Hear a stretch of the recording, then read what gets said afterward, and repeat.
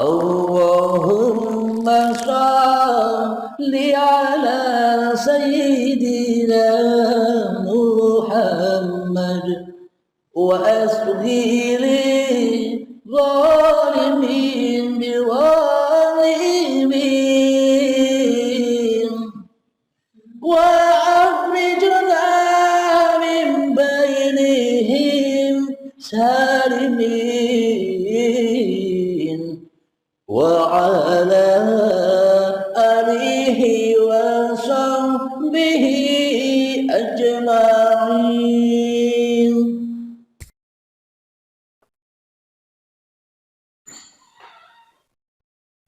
Assalamualaikum warahmatullahi wabarakatuh.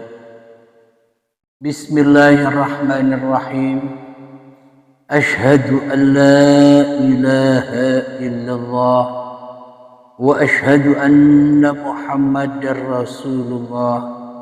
Allahumma salli ala sayyidina Muhammad wa ala ali sayyidina Muhammad.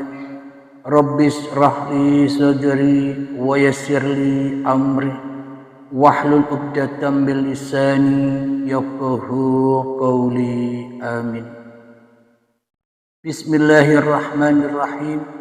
Salam hormatku, salam ta'zimku selalu buat para sahabat-sahabatku tercinta, baik yang ada di dalam ataupun yang ada di luar negeri. Semoga kita semua senantiasa selalu di dalam keberkahan Allah Subhanahu wa ta'ala. Amin ya rabbal alamin. Sebelum kita awali kajian di malam yang indah ini, malam Jumat yang indah ini, marilah kita kemahkan bersama di dalam nyawa, di dalam jiwa, di dalam hati, di dalam rah, dan di dalam kehidupan ini kalimah-kalimah thayyibah. Subhanallah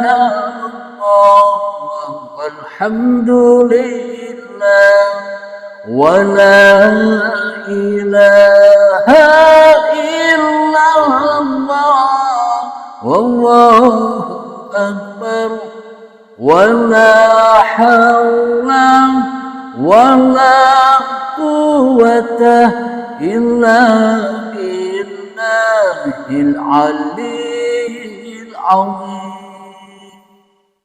Sadaqallahul azim.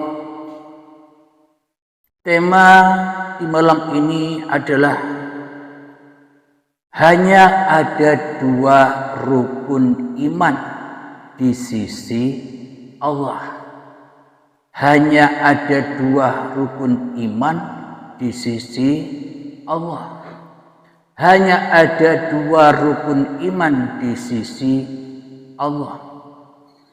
Tentu kita ketahui bersama selama ini di dalam agama kita ada 6 rukun iman. 1. Iman kepada Allah. 2. Iman kepada malaikat-malaikat Allah. 3. Iman kepada kitab-kitabnya Allah. 4. Beriman kepada para rasul-rasulnya Allah. 5. Beriman kepada hari akhir atau kiamat. 6. Beriman kepada qada dan qadarnya Allah. Selama ini ke-6 rukun iman itu ternyata belum diimani oleh segenap umat Islam itu sendiri. Bagaimana mungkin kita mengimani yang tak ada? Bagaimana mungkin kita mengimani yang gaib? Maknanya iman itu, percaya itu, keyakinan itu harus nyata kewujudannya. Dikatakan iman kepada Allah yang pertama, wajib hukumnya apa yang diimani itu wujud adanya. Allahnya harus wujud dulu baru dikatakan iman dan percaya. Tapi bila Allahnya masih gaib, yang wujud masih makhluknya di dalam hatinya. Manakah mungkin dikatakan beriman kepada Allah sementara yang wujud di dalam hati kita masih diri kita sendiri yang berkedudukan sebagai Tuhannya diri kita sendiri di dalam hati kita. Berarti kita selama ini tidak beriman kepada kewujudan Allah, akan tetapi kita hanyalah beriman, yakin, percaya, hanya beriman kepada kewujudan, kehidupan, kekuasaan diri kita sendiri tanpa kita sadari. Jadi iman yang pertama, iman kepada Allahnya otomatis gugur. Hanya berdusta saja, hanya dikata-kata saja. Aku iman kepada Allah, hanya kata-katanya dan hanya pengakuan-pengakuannya saja. Beriman kepada Allah. Jadi bila dikatakan beriman kepada Allah itu ya harus kembali menghadap Allah. Baru ketemu Allahnya, baru dikatakan iman kepada yang telah disaksikannya. Bila Allah saja belum disaksikan, bila Allah saja belum terwujud bagi manusianya, yang mana mungkin dikatakan iman, yang mana mungkin dikatakan percaya dan yakin dengan adanya Allah. Bila adanya Allah ternyata gaib, adanya Allah hanya angan-angan, imajinasi, ilusi, halusinasi hati setiap manusianya saja selama ini, yang mana beragama sesuai hawa nafsunya, beragama bertuhan sesuai halusinasi manusianya saja. Jadi yang dikatakan iman itu menyaksikan langsung wujud zatnya Allah sebagai Tuhan yang menciptakan diri manusia kita. Lalu apakah bisa menyaksikan Allah dengan wujud zatnya? Bisa bila manusianya rela ridho kembali kepada Tuhannya. Baru yang bisa menyaksikan Tuhan hanyalah Tuhan itu sendiri. Dan yang menyaksikan diri manusia kita ya Sang Pencipta itu sendiri. Ketika kita sudah tak pernah bisa menyaksikan apa-apa, jangankan kita menyaksikan Allah, menyaksikan diri kita sendiri saja tak mampu. Bila hanya Allah yang berkuasa atas diri manusianya, itulah yang dikatakan iman, itulah yang dikatakan yakin, percaya, dan itulah yang dikatakan lillahi ta'ala.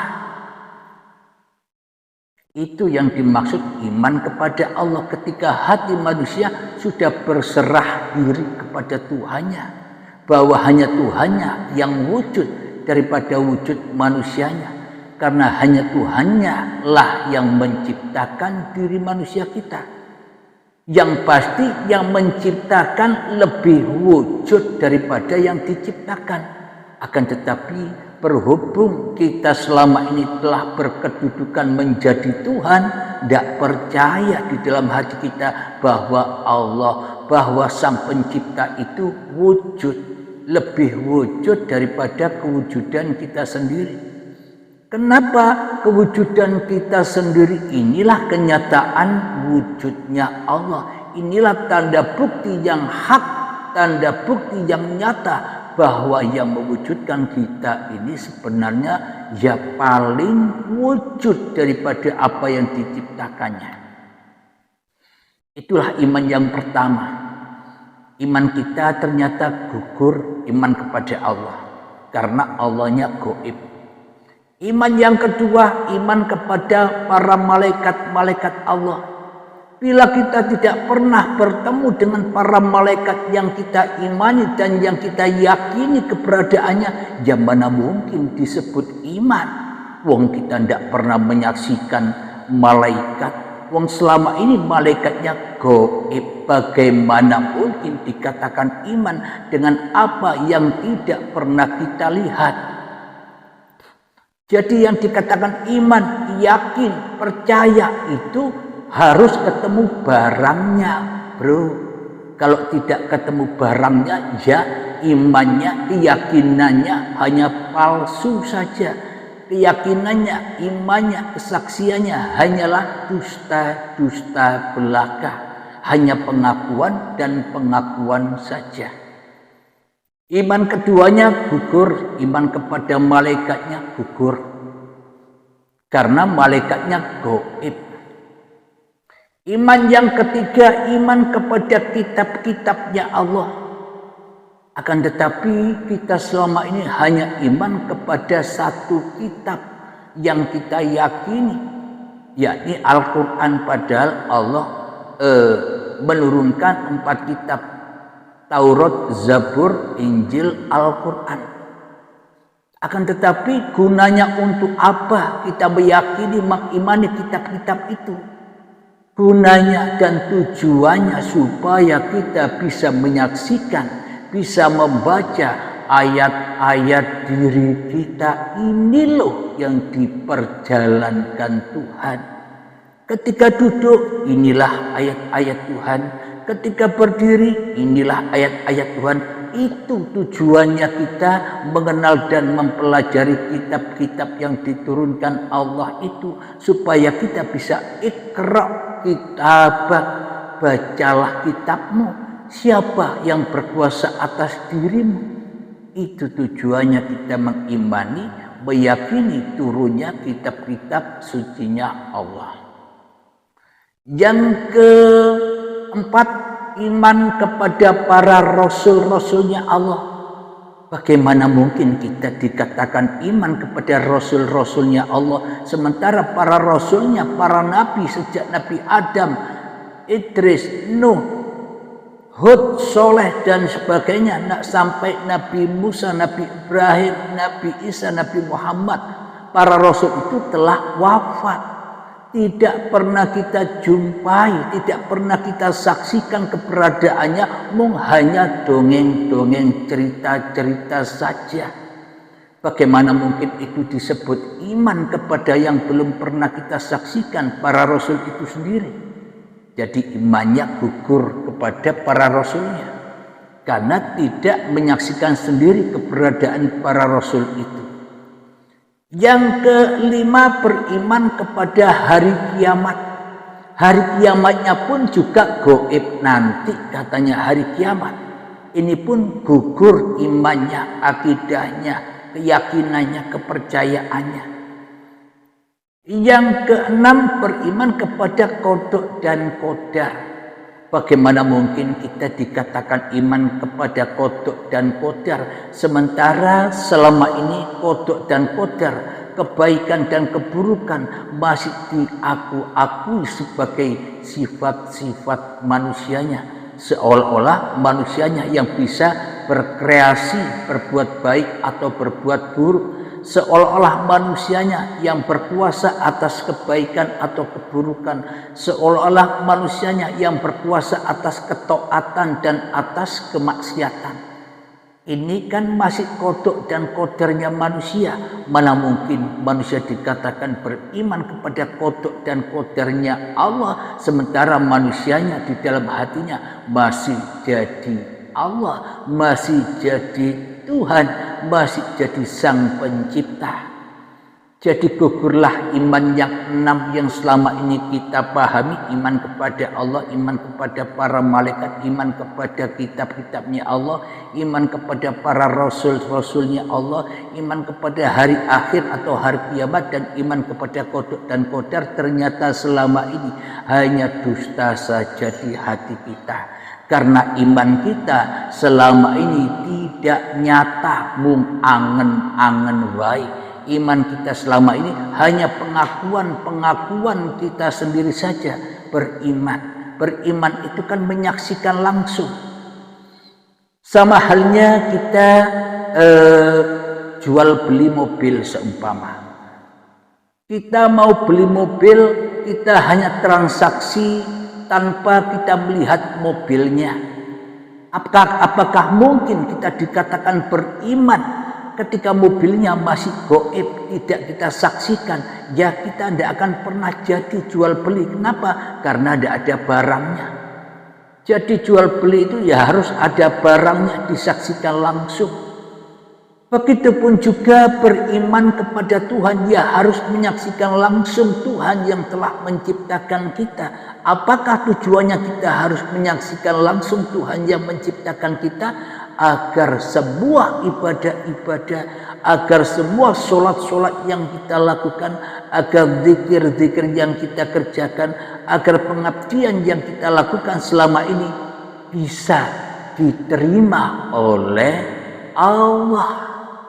Kalau Allahnya gaib, siapa yang menerima amal-amal kita?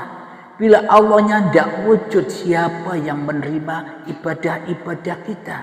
Bila Allahnya tidak ada, akhirnya hawa nafsu merebut kembali apa yang sudah dikerjakannya. Maka diakuilah, ini amalku, ini sholatku, ini ibadahku, ini pengabdianku dan sebagainya, ini kebaikanku, ini kayaku, ini ilmuku, ini amalku, ini pangkatku, jabatanku, ini hartaku. Semuanya diakui hanya milik manusianya. Allah tidak punya apa-apa. Kenapa? Karena kita tak pernah beriman kepada Allah yang berkuasa atas apa-apa dan yang berkuasa atas siapa-siapa. Karena iman kita sudah gugur. Itulah penjelasan tentang iman yang 6 yang selama ini kita anut. Akan tetapi bila dilihat di dalam Al-Quran, rukun iman itu hanya ada 2. Bagi siapa? Bagi seluruh umat manusia. Apapun agamanya, apapun golongannya, apapun alirannya, hanya 2 rukun iman yang wajib diimani oleh bangsa manusia bila ingin beragama dan bertuhan, bila ingin kembali kepada Tuhannya, bila ingin pahala dari Tuhannya, bila ingin surga dari Tuhannya. Cuma ada 2 rukun iman. Dengan 2 rukun iman ini menjadikan manusia bisa beramal soleh.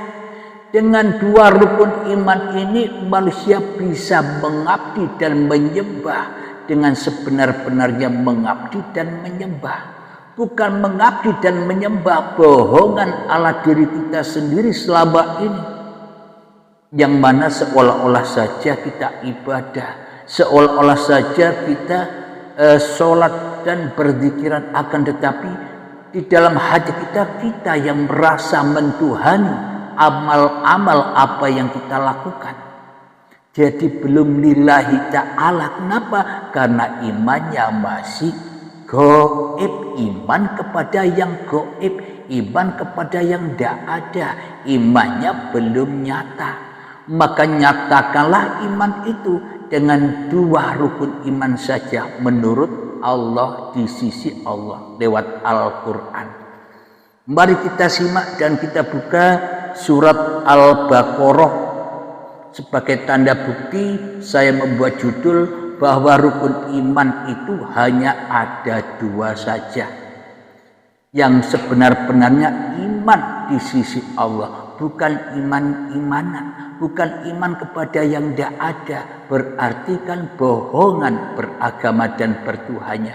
Sementara di dalam dada kita hanyalah beriman kepada wujud diri kita sendiri selama ini.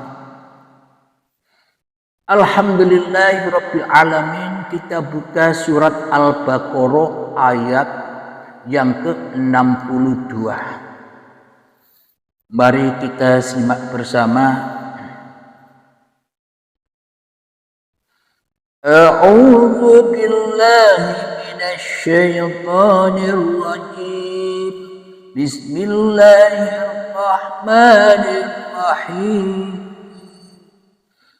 Innal ladzina amanu wal ladzina hadu والنصارى والصابئين من آمن بالله واليوم الآخر وعمل صالحا فلهم أجرهم عند ربهم ولا خوف عليهم ولا هم يحزنون.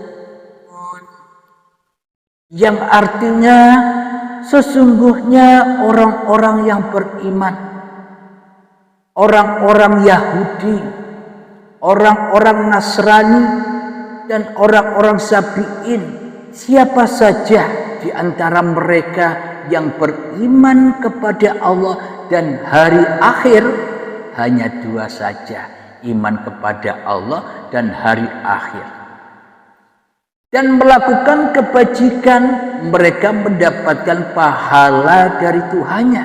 Tidak ada rasa takut pada mereka dan mereka tidak bersedih hatinya.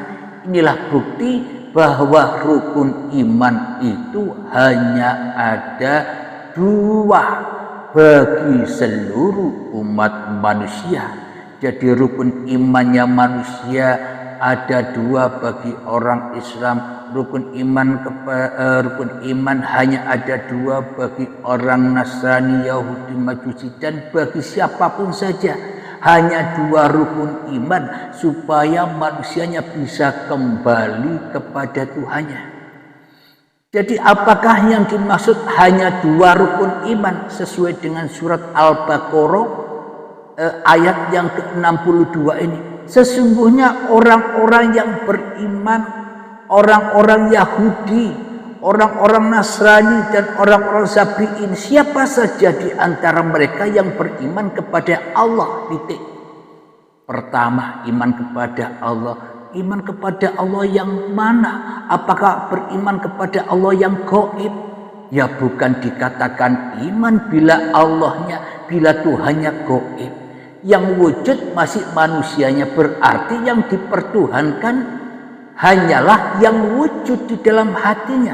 Manusia sama-sama mempertuhankan dirinya sendiri-sendiri, mengkuasakan awake dewe-dewe daripada dikuasai oleh Tuhannya.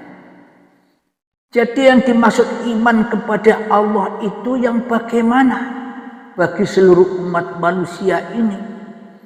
Jadi sebelum kita menuju iman kepada Allah, ya kita harus tahu Allah itu siapa, Allah itu yang mana, Tuhan yang menciptakan kita itu siapa. Coba kita hayati di dalam ayat kursi, Allahu la ilaha illa huwal hayyul qayyum. Allah tiada Tuhan yang berhak disembah, dialah hidup yang kekal, lagi terus menerus menghidupi segala ciptaannya. Jadi yang dimaksud Tuhan itu adalah beriman kepada Tuhan, beriman kepada Allah itu adalah meyakini di dalam hati kita bahwa hidup yang selama ini kita akui sebagai hidup kita, inilah Tuhan itu. Bahwa hidup yang bersama kita sejak kita dari tanah sampai jadi bayi hingga saat ini, itulah Tuhan yang menguasai, Tuhan yang menjaga, Tuhan yang mengkasih sayangi, Tuhan yang mencukupi seluruh umat manusia. Berhubung hidup masih diakui hidupnya manusia, ya manusia tak akan pernah bertemu dengan Tuhannya. Tuhannya hanya gaib saja, manusia yang jadi Tuhan, manusia yang wujud di dalam hatinya, yang merajai hidup dan badan ini, dan yang merajai segenap alam semesta ini. Seolah-olah hanya manusia yang tahu alam semesta ini, bisa melihat langit, bisa melihat bumi, bisa melihat mendung, bisa melihat matahari, bisa melihat siang hari, bisa melihat malam hari. Seolah-olah hanya manusia yang bisa begitu. sedang Tuhannya tidak bisa apa-apa. Kenapa? Karena Tuhannya masih gaib. Berarti iman kita selama ini hanya iman kepada hawa nafsu kita sendiri. Maka tidak pas iman kita selama ini. Jadi dua rukun iman. Yang pertama iman kepada Allah, yakni bagaimana sih caranya iman kepada Allah itu? Ya, kita melanjutkan kepada rukun iman yang kedua, yakni iman kepada hari akhir. Maknanya apa? Akhirkanlah dirimu di dalam hatimu, persembahkanlah dirimu di dalam hatimu kepada siapa yang menciptakan kamu. Jadi amanah kehidupan, amanah badan, amanah amal, amanah sholat, amanah apapun yang pernah kita kerjakan, kembalikan, akhirkanlah kepemilikannya sebagai milikmu, akhirkanlah. Itulah yang dimaksud iman kepada hari akhir, ketika manusianya rela, ridho, kembali berserah diri kepada Allah. Inilah yang dimaksud iman yang pertama dan iman yang kedua itu. Bila manusianya sudah berserah diri kepada Tuhannya, bila manusianya berani mengakhirkan dirinya di hatinya. Jadi untuk mengakhirkan dirinya di hatinya ini, yakni meninggalkan dunia, meninggalkan kekayaan, meninggalkan ilmu-ilmunya, meninggalkan amal-amalnya, meninggalkan syariat-syariatnya, meninggalkan torekoh-torekohnya, meninggalkan hakikat-hakikatnya, meninggalkan makrifat-makrifat-nya, sehingga suci bersih. Semua itu hanya milik dan kembali kepada Allah. Itulah yang dimaksud iman kepada hari akhir, ketika diri manusianya sudah berakhir jadi artis di dunia ini, kembali kepada sutradaranya.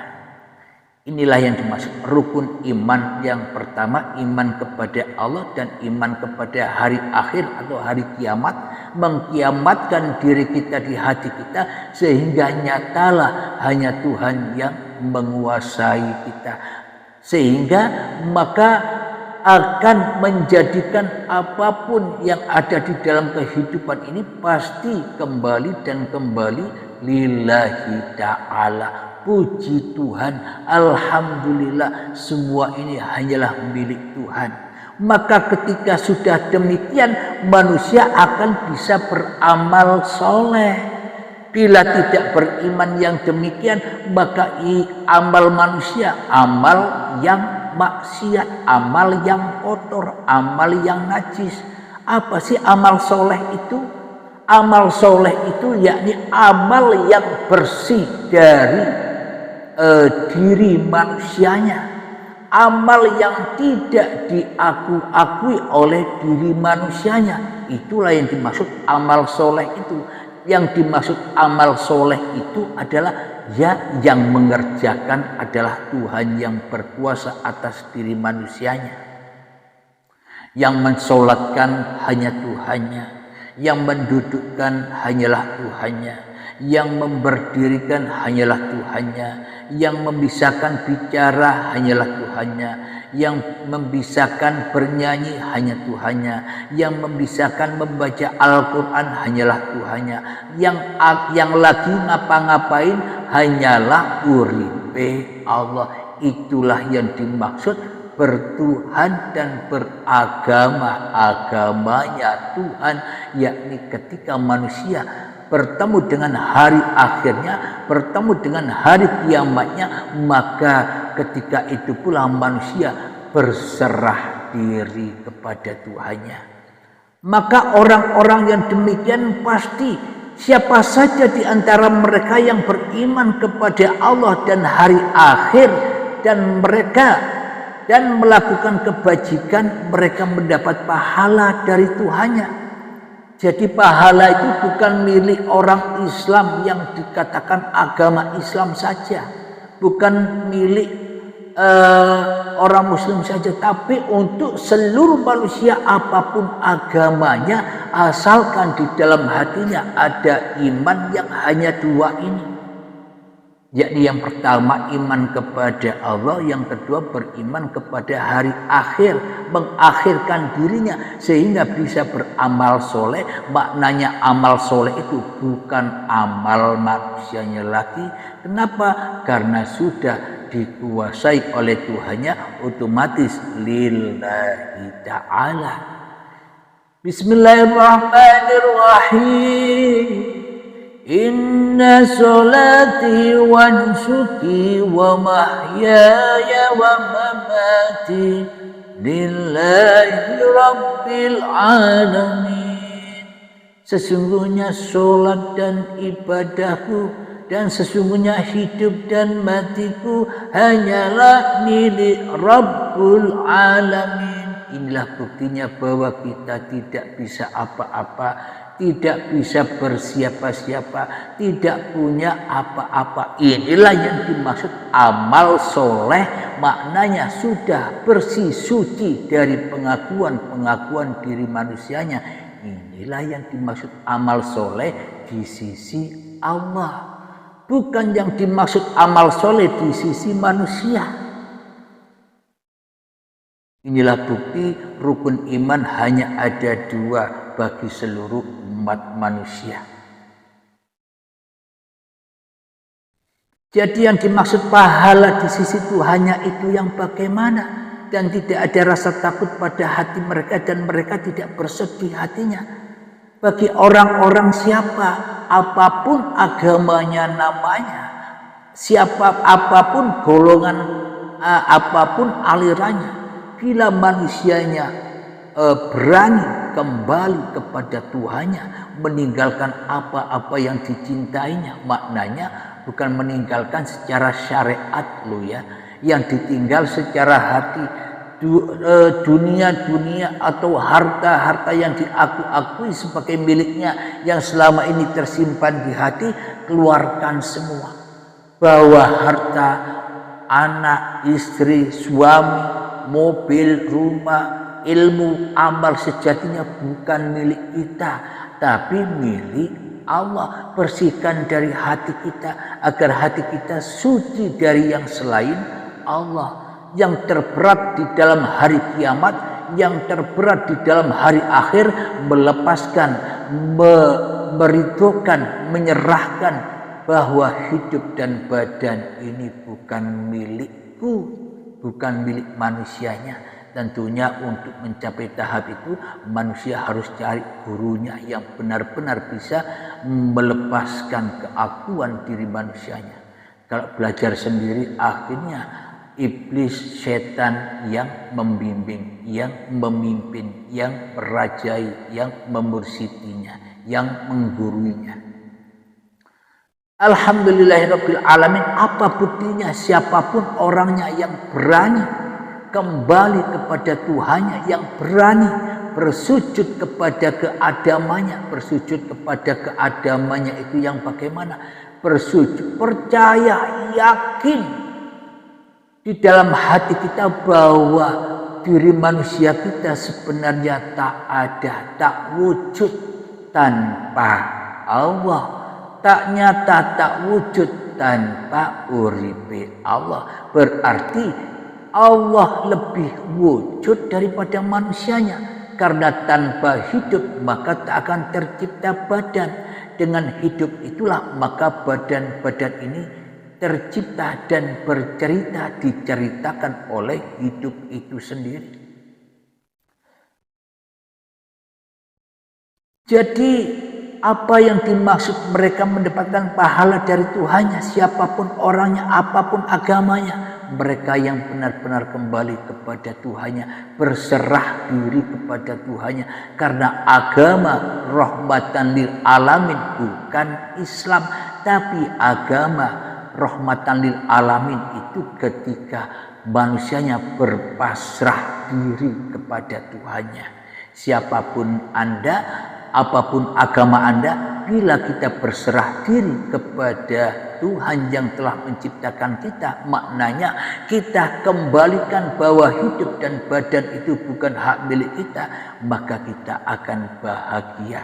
Itulah kiamat yang harus ditempuh oleh setiap manusia, kiamat yang ditempuh oleh setiap rasul-rasulnya Allah agar dibangkitkan lagi menuju lillahi ta'ala. Disitulah indah-indahnya tempat, yakni kemanapun kau hadapkan wajahmu, disitulah aku. Inilah pangkat atau keadaan yang lebih mulia, yang lebih sempurna daripada surga yang diimpi-impikan, surga yang dibayang-bayangkan manusia besok. Jadi buktinya bagaimana caranya kita kembali berpasrah diri kepada Allah. Ya Tuhan nafsul mutmainnah, wahai jiwa-jiwa yang tenang. Bagaimana sih caranya agar jiwa-jiwa kita ini bisa tenang, bisa ayem, damai, bisa bahagia, tidak tersiksa lagi? Bagaimana caranya? Caranya adalah irji'i ila rabbiki radiyatan mardiyah.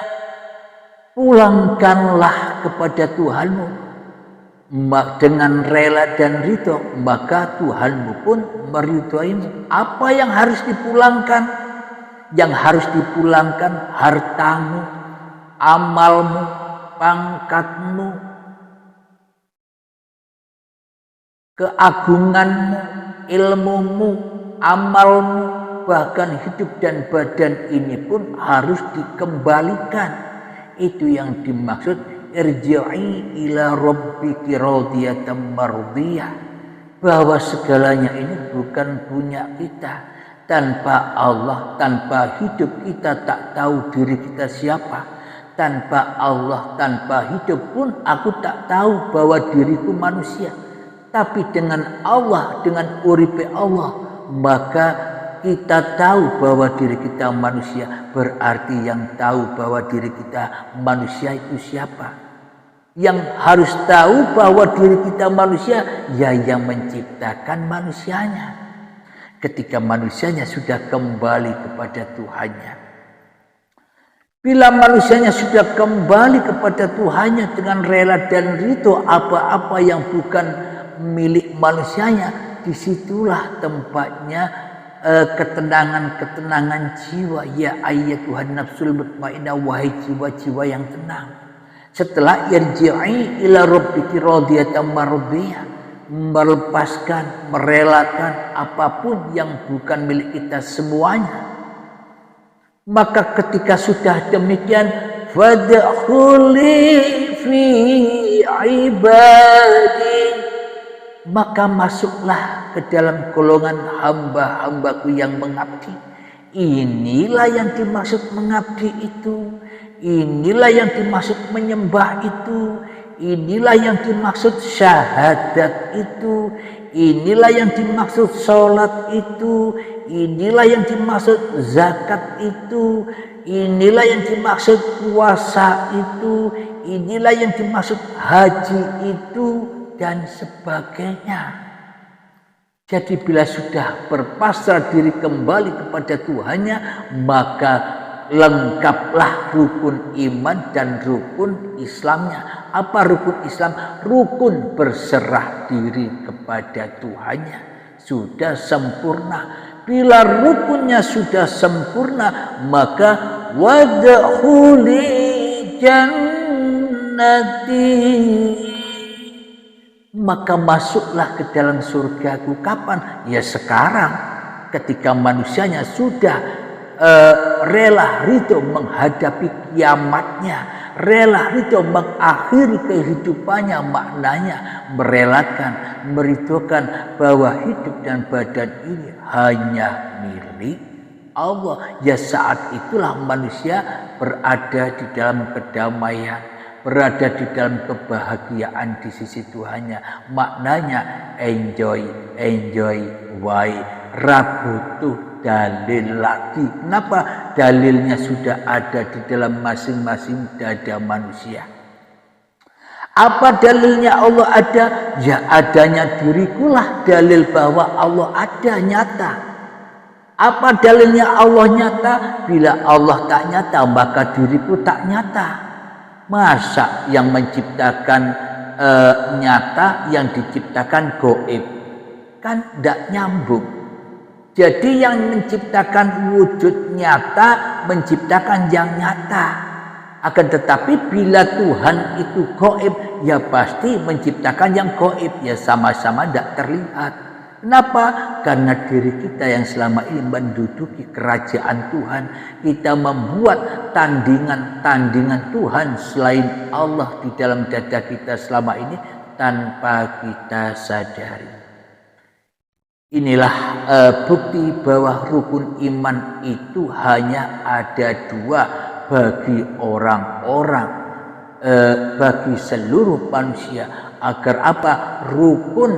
Rukun mengabdinya, rukun berserah dirinya yang ada 5, syahadatnya, persaksiannya, sholatnya,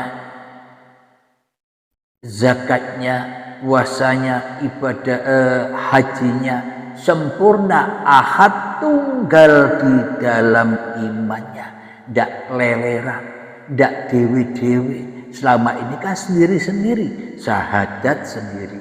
Bila kita sudah mengucapkan asyhadu alla ilaha illallah, dikatakan sudah bersyahadat, padahal jauh dari syahadat itu. Ketika manusianya masih merasa bersyahadat, hakikatnya manusianya belum bersyahadat. Yang kedua, sholat, aqimi sholata lidzikri. Sholat bukan tujuan untuk ibadah, tapi tujuan untuk sholat adalah lidzikri, berserah diri, mengingat hanya Allah yang ada. Tujuan sholat mengingat hanya Allah yang wujud. Tujuan sholat mengingat hanya Allah yang hidup. Tujuan sholat hanya mengingat hanya Allah yang berkuasa atas diri kita. Itulah tujuan sholat.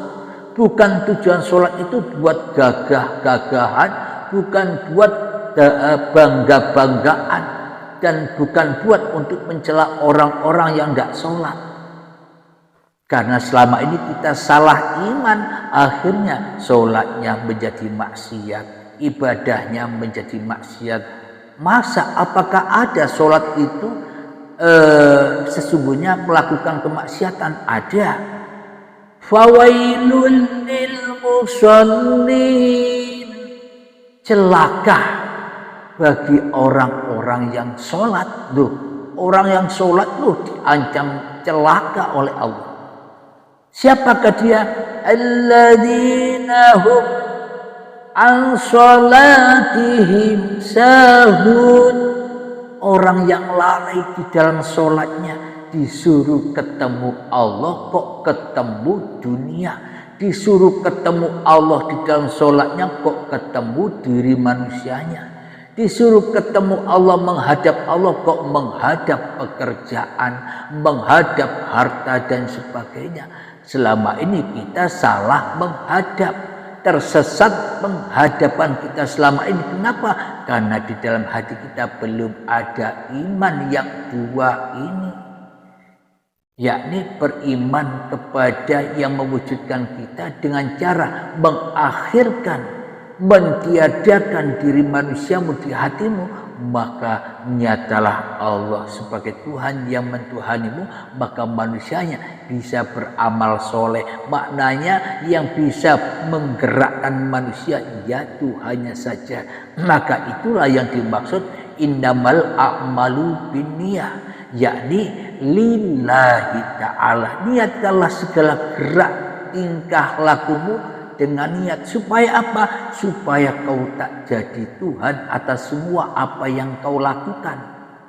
Akan tetapi dengan niat yang selama ini kita lakukan, kita tambah jadi Tuhan, kita tambah tersesat. Kenapa? Karena imannya belum benar. Imannya hanya iman kepada yang gaib. Akhirnya ya gaib terus, amalnya gaib, ibadahnya gaib, alias hancur lebur. Mau dipasrahkan kemana kalau Allahnya gaib? Ya Allah, ini sholatku, yang mana Allahnya? Ya tidak bisa dipasrahkan, kecuali hanya dipasrahkan kepada yang wujud di dalam hati kita, dipasrahkan kepada hawa nafsu kita sendiri. Sholat dewe, dimakan dewe, ibadah dewe, dimakan dewe, zikiran dimakan dewe. Maknanya dimakan sendiri apa? Tidak diserahkan kepada Tuhan, karena yang jadi Tuhan di dalam hati kita selama ini diri kita sendiri, ya termasuk saya. Alhamdulillahirabbil alamin. Di sini kita sama-sama belajar, bukan kami bermaksud menggurui, kita sama-sama belajar untuk mengingatkan kembali kemana kita seharusnya kembali, pulang kepada Tuhan yang sebenar-benarnya Tuhan, agar hati kita tidak gentayangan, agar hati kita tidak tersesat dari Tuhan. Alhamdulillahirabbil alamin. Semoga saya dan semoga kita semua senantiasa selalu diridhoi oleh Allah Subhanahu wa taala. Amin ya rabbal alamin. Sebelum kita akhiri, marilah kita kemahkan salawat dzalimin taqul bala. Allahumma shalli ala sayyidina Muhammad wa azlili zalimin biwalimin.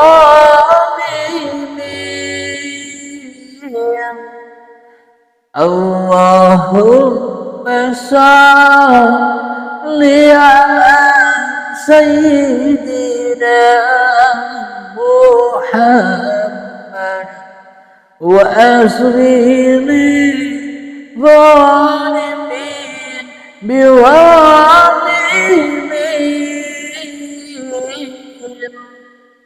wa akhrijna min bainihim salimin wa ala alihi wa sahbihi ajma'in. Alhamdulillahirabbil alamin. Allahumma shalli ala sayyidina Muhammad wa ala ali sayyidina Muhammad. Allahumma ya qadiyal hajat, Allahumma ya mujibad da'awat, Allahumma ya rafi'ad darajat, Allahumma ya muhillal muskilat, Allahumma ya syafiyal amrad, Allahumma ya kafiyal muhimmat, Allahumma ya dafi'al baliyat. Allahumma akhtim lana bil iman, Allahumma akhtim lana bil islam. Rabbana ighfir lana wa liwalidina warhamhuma kama rabbayana shighara.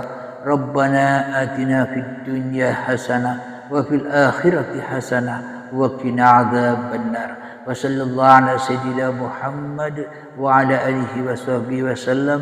Walhamdulillahi rabbil alamin. Akhirul kalam.